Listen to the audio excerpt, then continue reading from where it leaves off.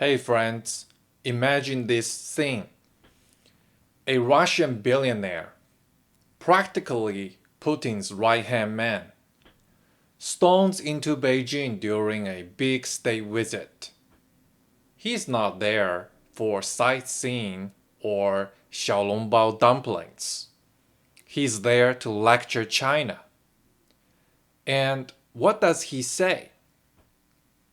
Hey, Xi Jinping, you keep talking about a multipolar world, but at this pace, my grandchildren will be dead before you get there.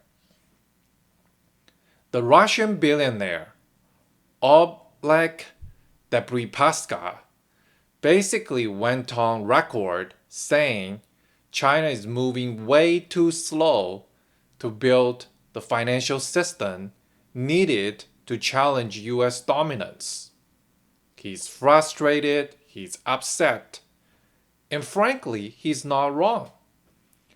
Because while Beijing dreams of leading a brand new world order, the reality is China is nowhere close.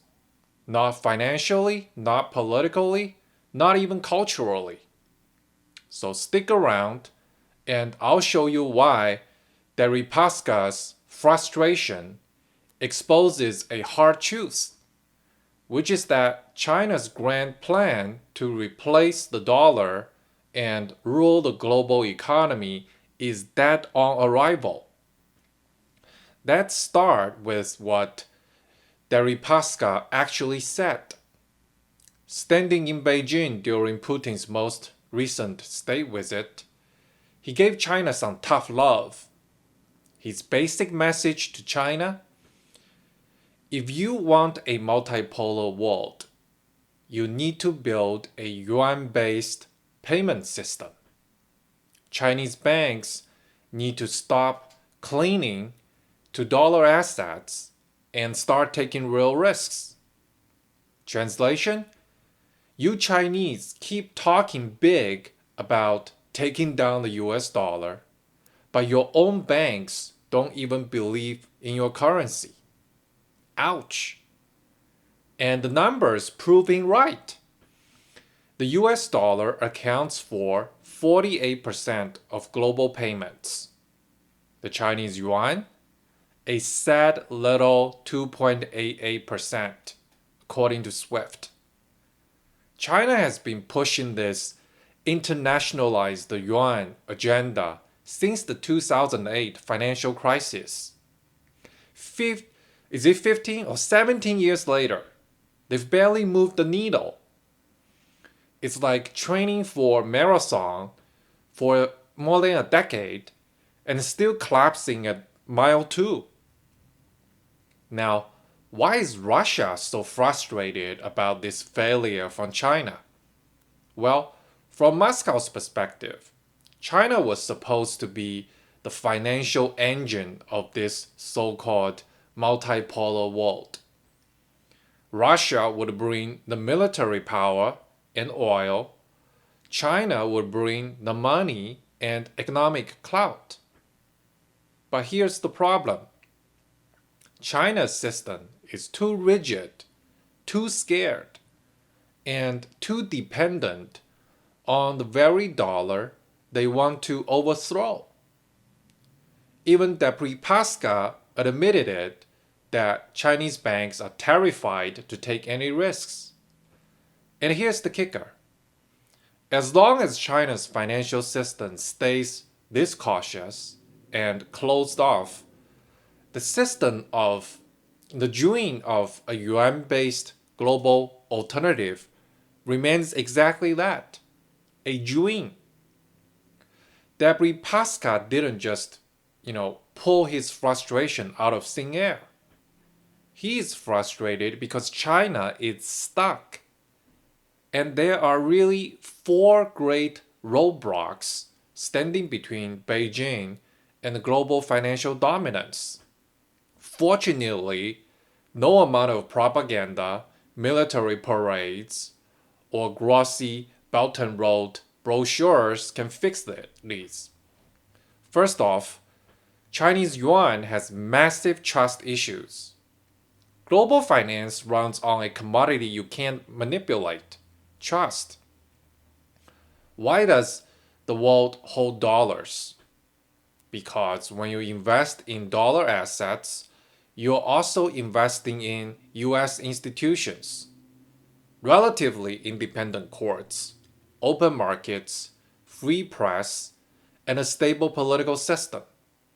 If you sue somebody in New York over a billion-dollar bond dispute, you can expect a transparent process and a predictable outcome.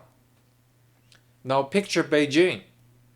In China, the final judge isn't a court. It is the Communist Party. Your assets can be frozen, your contracts invalidated, and your entire business seized, all because you offended the wrong local official or didn't align with the latest 5-year plan. Example, Jack Ma, China's richest man, criticized regulators once and disappeared for months. If that can happen to a billionaire with global fame, what chance does a foreign investor have in China? Investors don't park trillions of dollars in a system run on fear and secrecy. China doesn't export trust. It exports uncertainty. And when it comes to global reserve currencies, uncertainty is poison. Second, capital controls. Imagine you hit the jackpot at a casino. You've got, a mountain of chips ready to cash out. But when you walk up to the cashier, they smile politely and say, "Sorry, you can't take your winnings home. You must just keep playing here forever." That, my friend, is exactly how China treats capital. The yuan is not freely convertible. Moving money in and out of China is tightly controlled by Beijing. Foreign companies operating in China constantly face restrictions when they try to repatriate profits, which is why so many multinationals rush to convert earnings into US dollars the moment they can. This system works for internal stability, but it is a disaster for global dominance. A true reserve currency must flow freely and predictably. If you are a central bank in Brazil or India, would you really hold hundreds of billions in Chinese yuan when Beijing could suddenly decide, "Sorry, buddy, you can't move your money this quarter for the sake of China's national security"? And let's not forget, even China's wealthy elites don't trust the yuan. That is why they're busy buying property in Vancouver, Sydney, and Singapore. When the richest people in your own country don't want to keep their savings at home, how can you expect the rest of the world to want to do it? Now, another problem is there is no real debt market in China. Deripaska's biggest frustration was simple.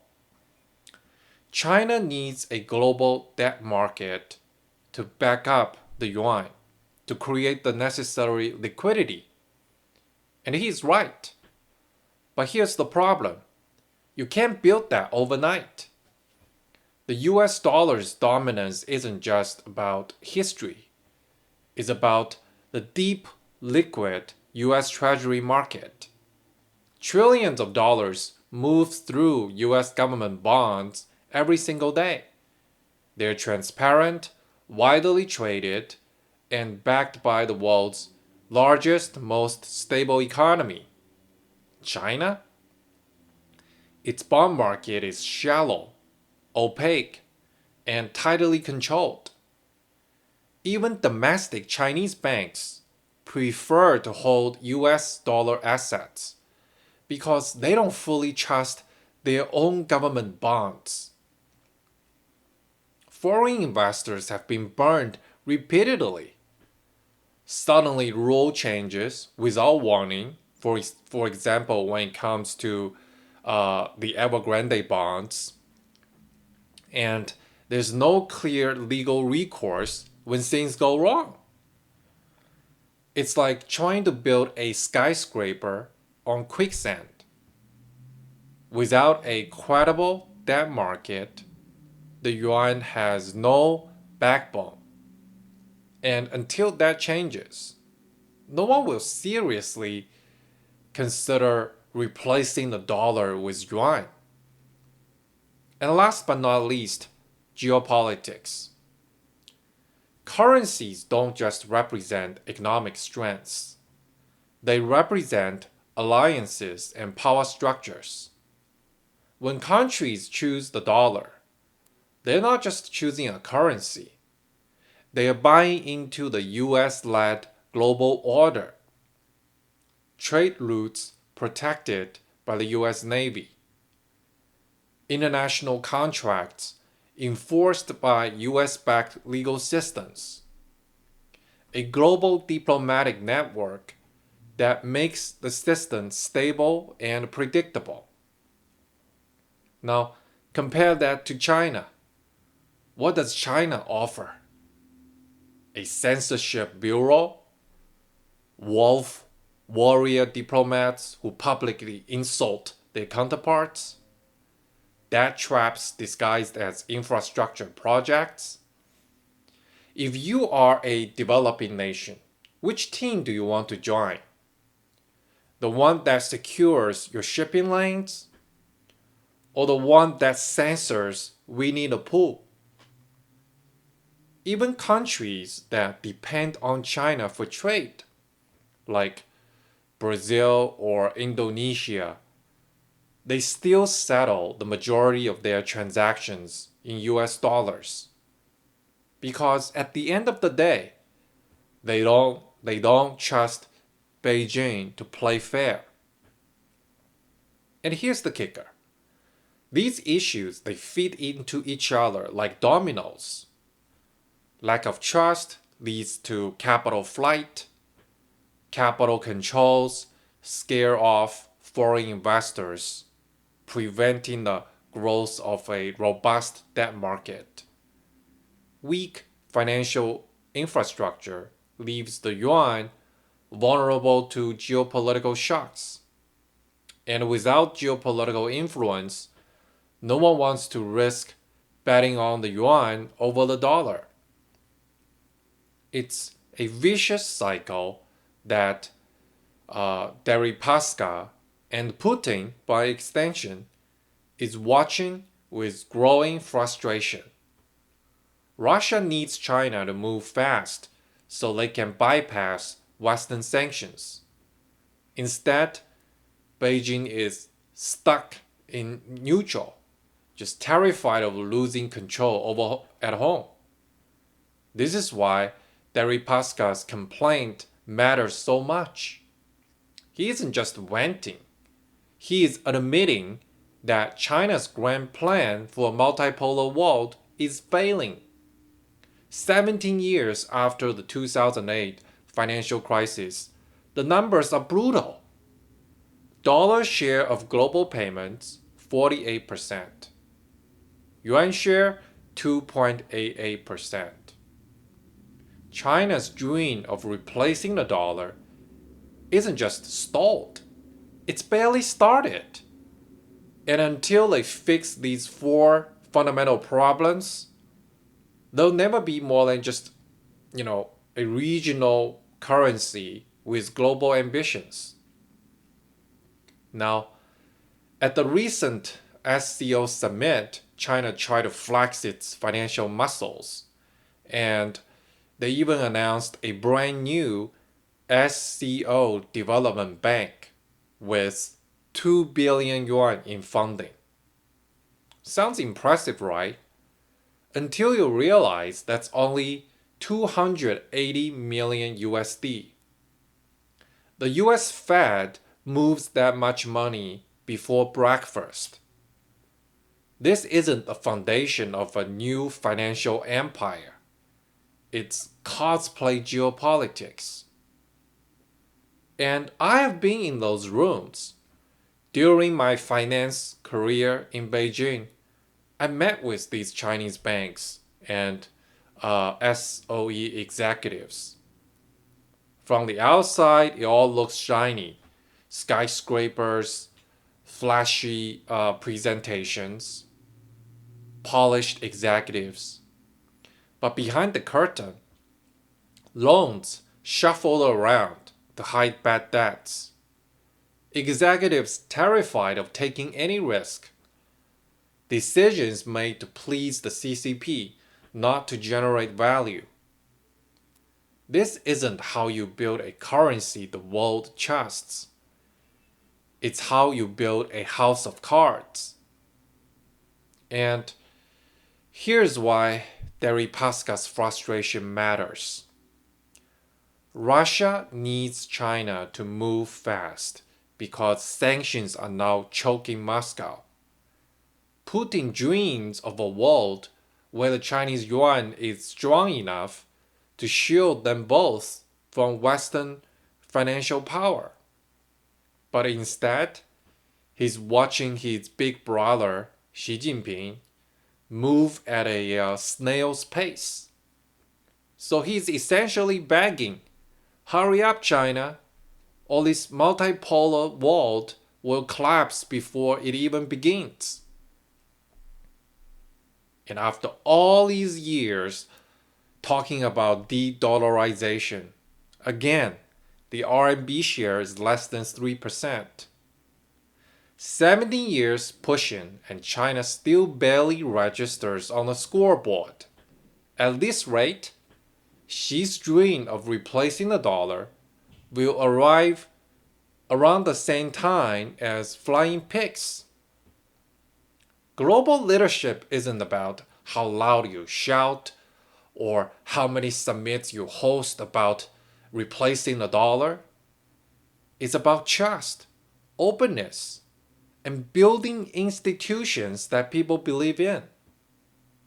And as long as Beijing keeps prioritizing censorship and secrecy, the yuan will stay what it is today, with zero chance of replacing the dollar. So next time you hear someone say, oh, China is about to create a new world order, just remember, even Putin's closest allies are out there publicly yelling, hurry up, Xi. And if Russia's billionaires don't believe China can pull it off, why should anyone else?